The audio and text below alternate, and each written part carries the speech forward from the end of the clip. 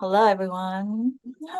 Can you hear me? Hi. I just want to say this is like our first podcast, and we're probably really rusty and going like here and there, but we hope you follow along with us as we continue to refine. 20 something, I'm 20 something. So I'm Isabel.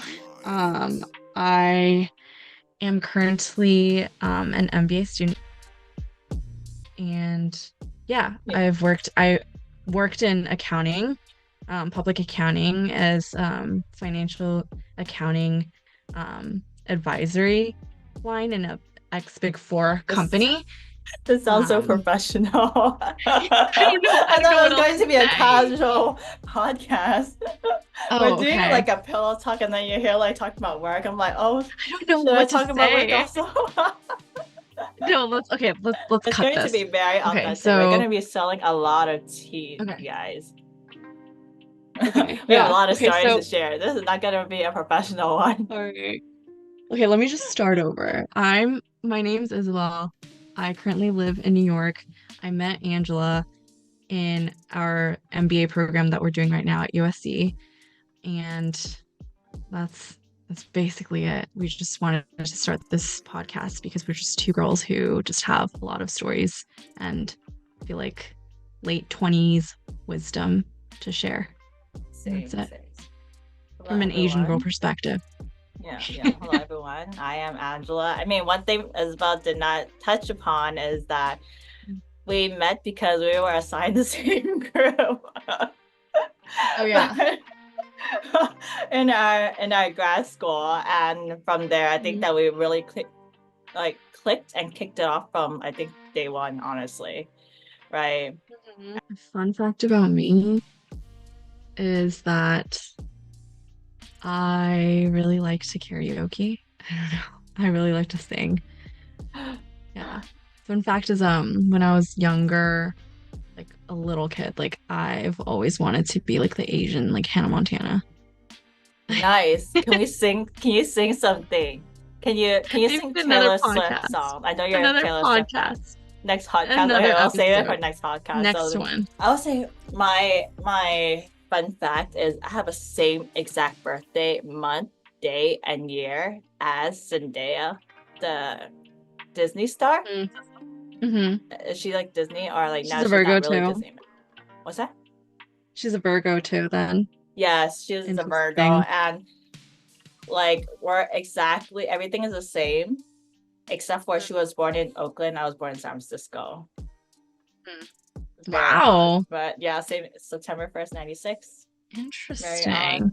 Yeah. All right. But Cool. okay. So after we've done our introduction, how have you been doing these days, Isabel? Good. Speaking of speaking of like horoscopes and everything, I felt like last year, um, like I was like before I had started like the whole like MBA program before I met you, Mhm. I was like really lost, like really, really, really lost. And I had like just come out of like a relationship, and at the same time, I like became unemployed from my last like company, and it was like the first company I've ever worked at in my entire life. And I started like dealing with some like health issues, and I was all alone in New York. So I actually got like really, really, really into horoscopes. Like I felt like that was like the only one thing that I could like cling on to. Like literally, like I felt like I was like, I don't know. It's like weird. Maybe it's weird to say that it was like a cult, but like I felt like the only I it was like the only way I felt like I could understand life.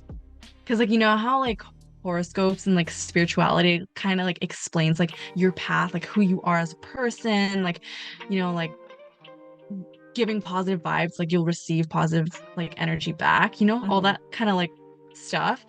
So I became super into it. But then ever since So I what are started, Virgos? And what are yeah, Sagittarius? Virgos are very like very particular with like one type of thing. So if they're already keen on one thing, like they have a single goal, their Okay. only goal is that one thing. Like it sounds negative, but they're kind of like one track minded. Like once they Oh. decide they're gonna do something, they're gonna do it. Like there's nothing that will come in the way of like you getting that thing. Bingo. I love that. That's honestly, yes, it's like it looks like it's gone like put away, or it looks like it's gotten forgotten, but then at the end of the day it was not forgotten. It's actually just pushed back, but it'll still be delivered. How about Sagittarius? Since you're a Sagittarius. I think Sagittarius are very like go with the flow energy and like not necessarily tied down to one place. Like they love to travel. They love to like see different types of cultures and see like the rest of the world. And like if they're stuck in one place, if they're stuck in one place for too long, they'll get really bored and like feel unfulfilled. Yeah. I was just trying to say that I got really into spirituality and horoscopes and astrology because I felt very lost. But once I started like a new job and like this program, this school that we're in, I've been so busy and I felt more grounded because there's like such a path, like a strict path for us to follow that I kind of like stayed away from spiritual. Like I'm not like leaning as much towards spirituality because I feel like now like I'm like following one straight thing. No, I totally feel you because like I align with you where I was kind of feeling quite, I wouldn't say lost, but I was not as confident in my future goals and my end goal in my career. And because of that, as in career is such a big part of your life, right? It's not like, oh, it's a hobby or anything. It's really like you depend your life on your career, right? So I was at like a glass ceiling I felt like a glass ceiling in my career. And my end goal is, it seemed like end goal is really entrepreneurship, right? And that thought has came into mind after I came back from my experience in China as an expat. And that thought has never left my mind, as what you said, like Virgos, that end goal would never leave, right? But the thing is that I just didn't felt confident in telling other people this goal that I have because I had no business background and there's no credibility to it. Like, okay, you want to be entrepreneur, then what, right? Where's your path that leads to it? And how are you learning and what's your preparation for it? And because I didn't have that, I couldn't tell others what I wanted to do. But now that we're back in grad school, it just gave me a lot more confidence, and especially like the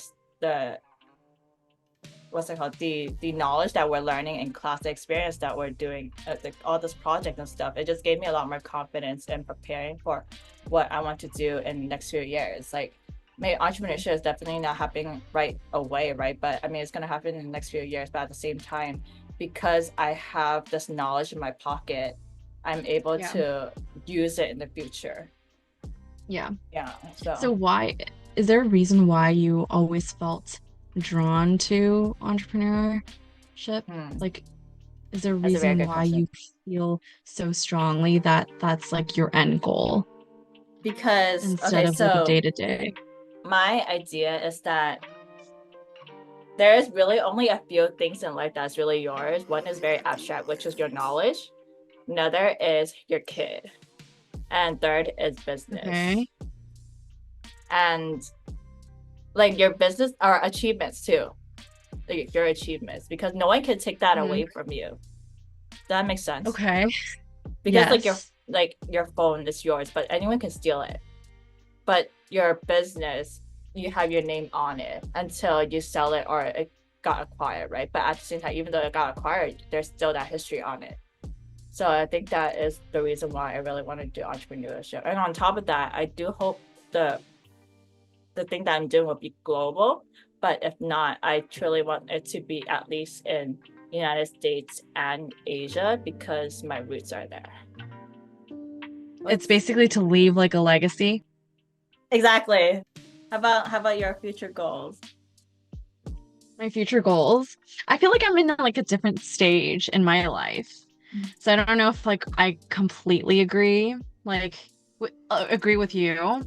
I'm definitely open to pursuing something like down the line, owning my own thing. That's like once I've like built enough capital and like have enough work experience, just like how you what you said, but I don't think I've thought that much into the future, into like owning my own business. I think my thoughts right now is that everything is so fluid, like in life. To me, like it doesn't have to be one end goal. And maybe this makes me sound like very lost, but I think like our life can be so long and there's so many different types of things that we can do. I think it's really hard for me right now as a 27-year-old to say exactly what like I want to do for the rest of my life because you can ask me 2 years ago, 3 years ago, it'd be like, such a different answer. And I'm just so sure that even in my early 30s, it'll be like a different answer too, Yeah. for me at least.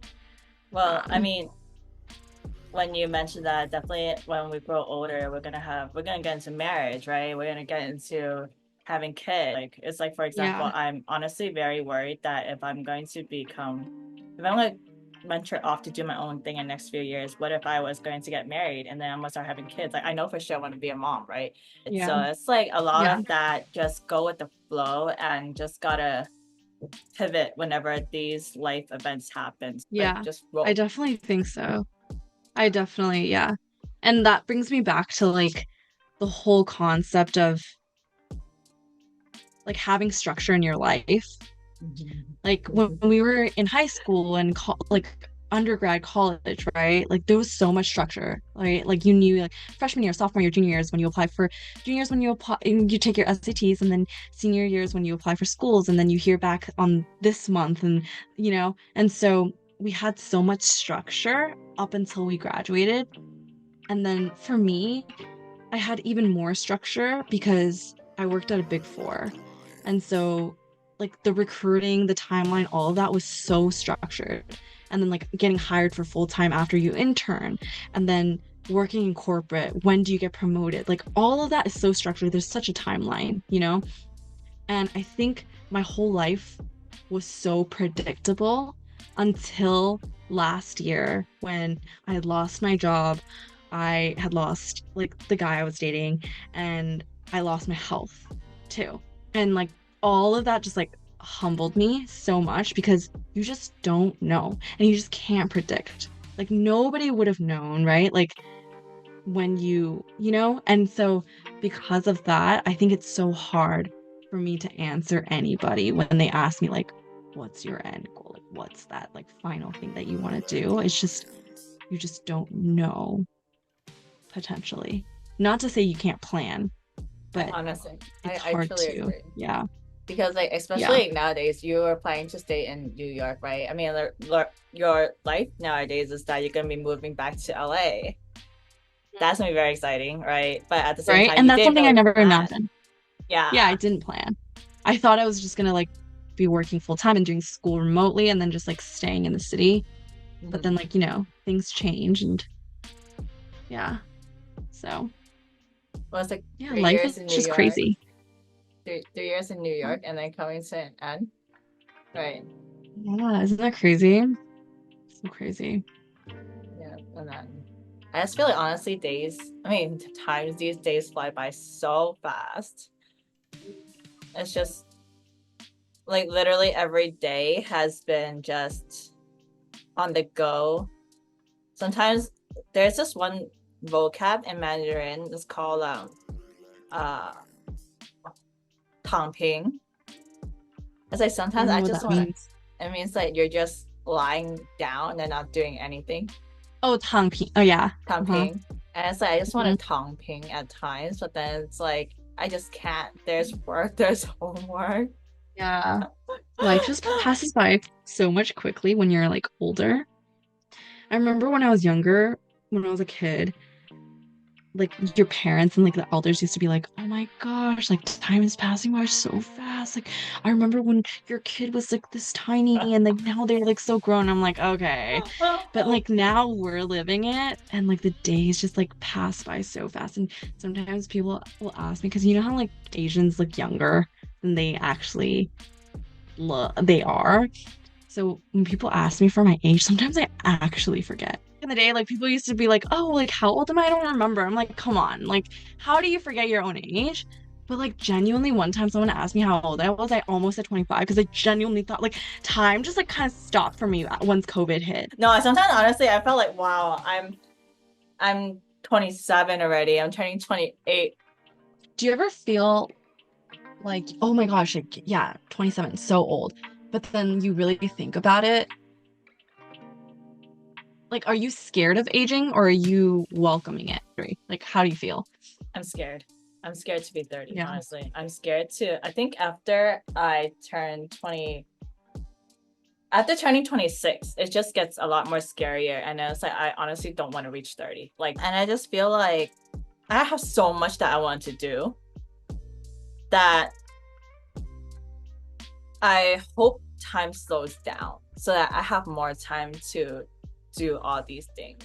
And I honestly think that there was quite a bit of time wasted in college years for me where like, I mean, don't get me wrong, I enjoyed it, but I wish I lived it better where I didn't just do work and school. I mean, I did like actually go to a lot of parties. I had my undergrad frat that I joined, but I don't mean things like that. I meant like being able to really enjoy life, like going traveling a lot, um, being able to network with a lot more people. And I think that like, I mean, I'm doing that at an age like end of 20s, right?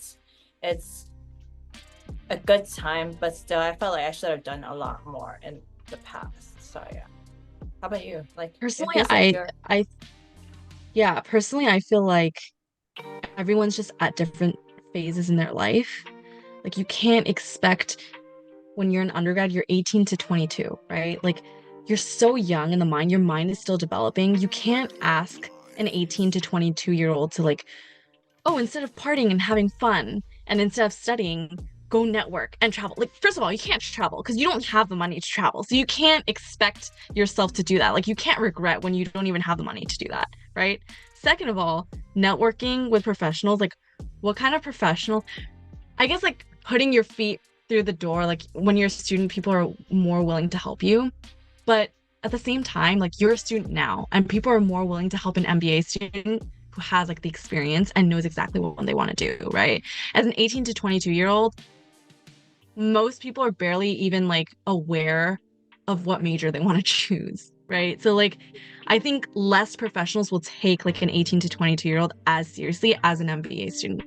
So I don't think there's anything that you should even regret in that stance. And I think, to be honest, 27, like, you are barely starting your career right now. This is like the pivotal moment for most 27-year-olds. And I think you're so proactive about it.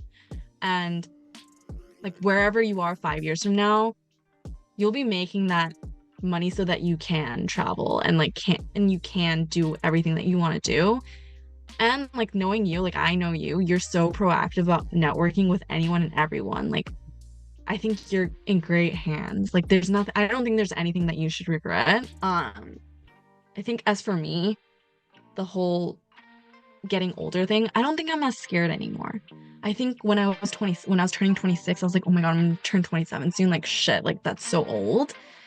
But I think within just this past year alone, from 26 to 27, now that I'm 27, I feel so much wiser than how I was when I was 25. Like, I feel like living in New York, like, it really toughened me up and like it really opened my eyes to how society really is when you truly live on your own and you're like fending for yourself, and just like how corporate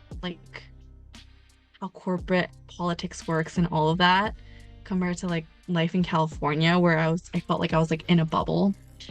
I feel like I'm so much more wiser. I'm more like realistic about like everything, even like about love.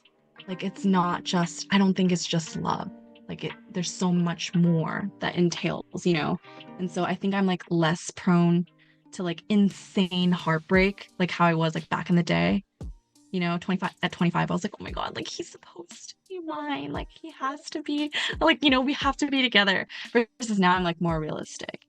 And then now I'm like looking forward to like having enough money to like buy a house. Like, I'm just like excited to get older, to be honest, and just like be more wiser and like learn things that older people have like taught you, like always said like, oh, once you get to this age, like you have to, and then you get there and you're like, holy shit, like that makes so much sense now, like what you're saying. Yeah. Sorry, I'm talking a lot. Yeah. But I think one thing that, sorry, it just reminded me of one thing that you previously talked to me about, and I truly agree with it. And it's also, no, it's more of like you want to go back to school right now because of the fact that like you never know how the future holds, right? I mean, like if you're married, you can't guarantee that your husband will always be your partner forever. And like also, it's just that you have to continuously improve yourself, and so that when you are older and you won't be afraid of anyone leaving you. And it's like you have to always make sure that you independently can depend on yourself, right? Like, I mean, that's reality, right? Like we never know what's gonna happen, right? I think it's more so you want to be, you and I we have this desire to be self-sustaining. Yeah. Right. And just, I think it also stems from us kind of living alone and like away from our families. Like you're in Cupertino, away from your family, living on your own with a bunch of like housemates, right? And I'm like in New York, living in my own studio, just like my family's like halfway, or not even halfway, all the way across the continent, on the other side of the continent. Yeah. And so I think it's because like a lot of our adult life was living alone. And so we've grown in that way that we feel the need to want to be self-sustaining just in case, like obviously like any human wants love, right? Like any human craves like companionship and hopefully, start their own family and have their own kids and have a husband and all that. Like I think that's like very obvious, but I think just in case, right? Like just in case we don't have a family and we don't have kids to rely on, and like, what if something happens to our partner, knock on wood, like God forbid, but like if that does, we wouldn't be on the streets or like so reliant on another person that we're like, holy shit, what do we do now? Like, what am I supposed to do? I don't have money. I don't know how to make money anymore. Like I don't have higher education. And yeah. Totally agree. And totally agree with the being very independent, self-reliant part, because that's is it a principle or value of my life? Because it is, I mean, because maybe I experienced it young, right? Where, wow, we're getting this vulnerable on this podcast, but I mean, I experienced it at an age. Should we save the like family stuff for another topic? Yeah, I experienced it young at 21 that sometimes like you really got to just rely on yourself on a lot of stuff. And because it hit me at such a young age that I understand in this world that you can't rely on anyone, even your sometimes friends, family members, like anyone other than really yourself. And once you become a valuable person, then others will help you also. But because in this life, like in this world, it's always about like value, if exchanging value, right? Of being friends, having people help you. It sounds so sad. It's as harsh as it sounds. I mean, reality is like this. Like, I mean, there's like value in different ways, though.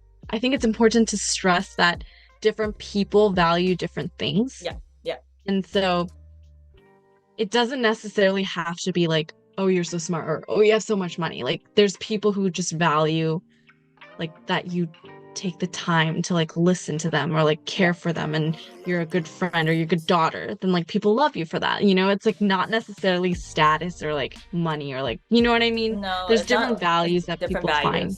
Yeah. Totally agree. All right, so I think that we should wrap it up, and I think that's it for right now. Thanks everyone for listening. It'll be really fun and interesting to engage with everyone. So stay tuned and see you on the next episode. Bye. Bye.